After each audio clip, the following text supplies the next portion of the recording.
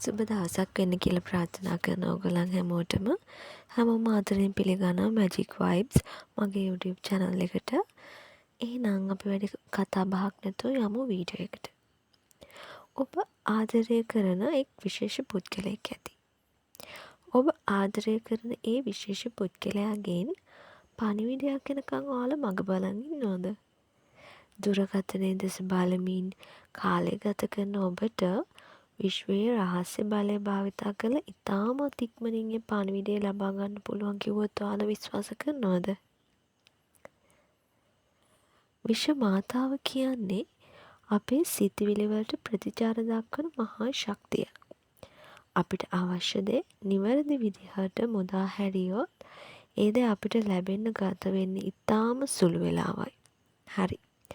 අද අපි බලමු කෙටි පණිවිඩයක් හෝ ඇමතුමක් කැමති කෙනාගෙන් ලබා ගන්න සරල ක්‍රමයක් තියෙනවා. ඒක කරන්නේ කොහොමද කියන එක අද අපි බලමු.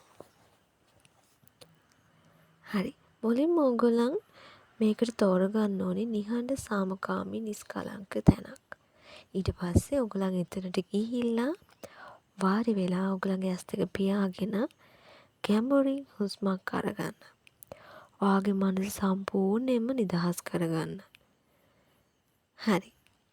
දැන් ඔයා කරන්න ඕනේ ඔයා පණිවිඩය බලාපොරොත්තු වන පුද්ගලයාගේ මුහුණ හිතින් මවා ගන්න. ඔවුන් ඔබත් සමග සිනාසෙන ආකාරය, කතා කරන ආකාරය, හැසිරෙන ආකාරය ගැන ඔයා හිතින් මවා ගන්න.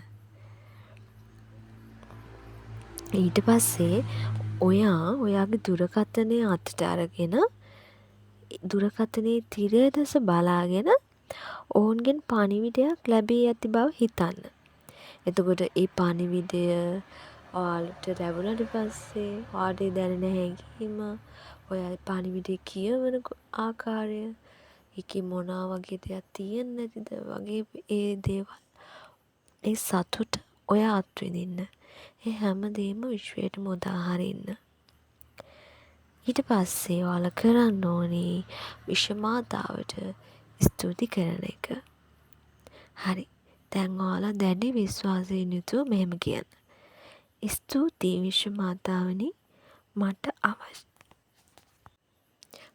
අවශ්‍ය පුද්ගලයාගෙන් ඉතාම ආදරණීය පණිවිඩයක් දැන් මට ලැබී අවසానයි. මම ඒ ගැන නිහතමානීව සතුටු වෙනවා. මෙහෙම මම ආයෙ පාරක් කියන්නම්.